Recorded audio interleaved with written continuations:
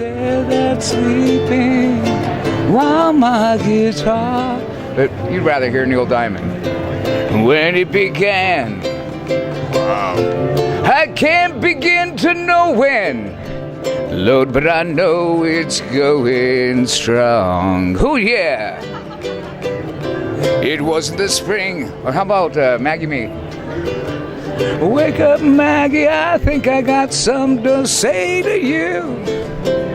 It's late September and I really should be back at school.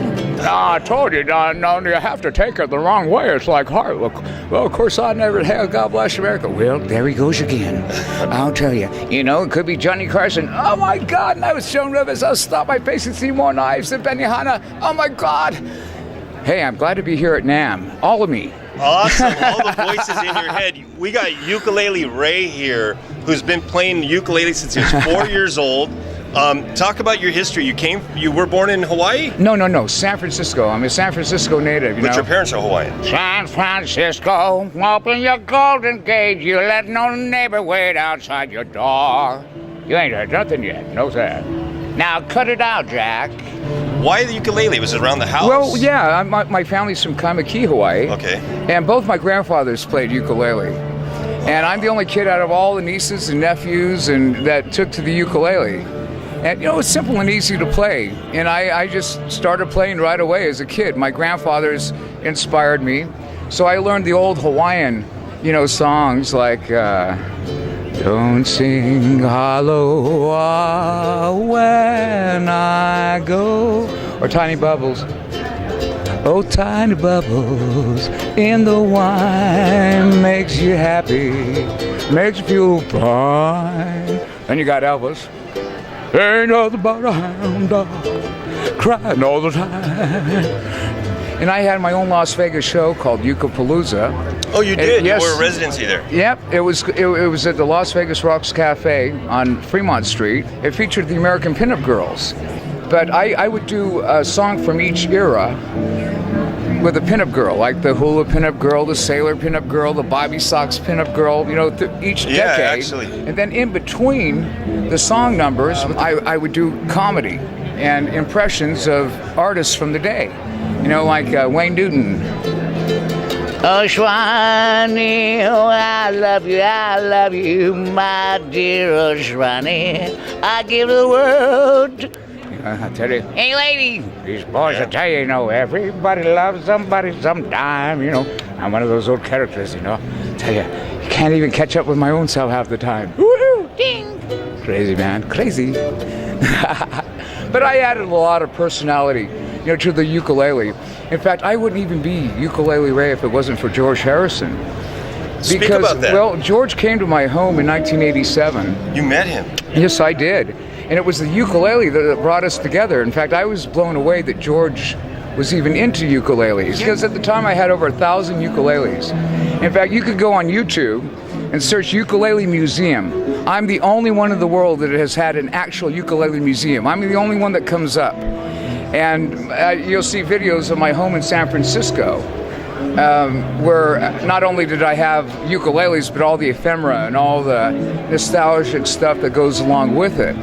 And George was absolutely blown away. And I said, I think a dog went to ukulele heaven.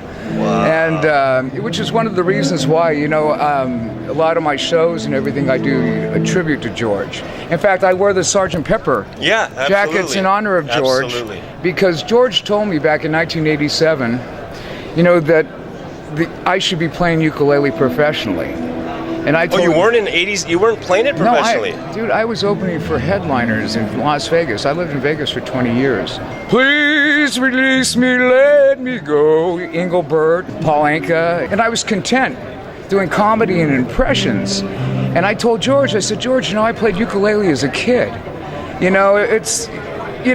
But George stopped me in my tracks. He says, oh no, ukulele is the only real true instrument. And I looked at him and I said, well, really? And George explained, that it's so easy to learn and play. Anyone can play it. It adapts to any genre of music, and you could take it anywhere. And that's so true. So I've, you can go on Amazon. I have 15 albums. You have 15 albums. And wow. I have a reggae album, I have a rock album, I have a country album. You see, I was Fender's first ukulele artist. Right, because you wrote the book. You wrote a book. I wrote the book, Ukulele for Guitar Players, with Hal Leonard. And so if you know guitar, if you want to, in like 3 minutes with my book, you'll be shredding on a ukulele. Wow. And it's interesting, all the people I've met over the years, like Johnny Winter and Dick Dale, whenever they say, oh, you're ukulele, Stevie Wonder, wow. The first thing that they'll tell me is, ukulele was my first instrument. And they'll tell me how they started playing ukulele, because ukulele back in the day was an instrument that would be laying around the house. You wouldn't see a guitar sitting over in the corner. You'd see a ukulele hanging on the wall or sitting on a shelf. And if you were a kid, because it's small and very appealing, you would just draw to it like a magnet. And I think that's the beauty of the ukulele. Even today, it has such a resurgence. And I think George kind of foretold that. There was somebody that could push it absolutely. forward. Right. Like Tiny Tim, and he loved Tiny Tim. Right, wow. Tiptoe to the window, Falsetto. to the garden, to the tulips. We will tiptoe through the tulips with me. Yo, I got a million of them, I tell ya, cha-cha-cha. I've been told a lot about you. Bob by request said you gotta interview him. You gotta interview him, and then I love that Bob. Actually, I know a lot of Bobs. Which one you'd have to specify? The one only that looks like Colonel there's Sanders? only Bob by request. Yes. Because I see him carrying fried chicken wherever he goes. I'm telling you. And if he doesn't have it on him, he's got it in him. I'll tell you. Ukulele Ray, I want to shake your hand so I could be one handshake away from a Beatle. I'm one handshake away from a Beatle right now. I need to give you a hug. Okay, awesome. Because George would always give me a hug. He was such a neat guy. He really inspired me. In 2001, I had to reinvent myself. I moved from Las Vegas back to San Francisco, where I invented the lunchbox ukulele. And I went back on the streets as a street troubadour, busking between Pier 39 and Ghirardelli Square. And there I would I had a vendor's license, I would sell my lunchbox of ukuleles on the street, and I'd, entertain and perform. And I would get little coffee house gigs. And then I ended up on TV with HGTV on a show called I Want That, and news programs and interviews, because I made a ukulele out of Campbell soup can. Oh, okay. And that ended up being used for a Campbell soup commercial and jingle that I wrote. Really? Good, just like Mama made. Good, meals the old-fashioned way. Good, it's soup for the soul today. Campbell soup's good. So you're the Andy Warhol of music. Well, I think I'm the Barney Fife of music. I'll tell you, you just never know what Thelma Lou's going to say about my ukulele. I'll tell you, I usually keep it right here in my pants. Well, Ray, Ukulele Ray, it's been a pleasure. Thank you for stopping by. I never inhale, but I just want you to know that the only reason why I never inhale my food is because McDonald's just doesn't have a Big Mac big enough for my mouth. Thank you very much. Well, there he goes again, I'll tell you. Now I'm down here on Habitat for Ukulele. Thank you very much. Yeah. I'll tell you, my brother Billy would just love it here at NAMM. Yes, right, because there's a lot of beer drinkers here. Yeah.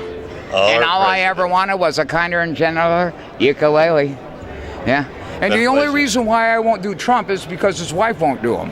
And all I can say is vote for freedom, baby. Amen. Vote for freedom, Amen. love and freedom. That's what it's all about. Peace, peace, brother. Yeah, peace, yeah. Because all you need is love. That's right. All you need is love. George would be very proud. All you need is love, love. Love is all you need. Hey, it's been a pleasure. In the spirit of George Harrison, peace. Peace, love. Music You Can See, Winter NAMM.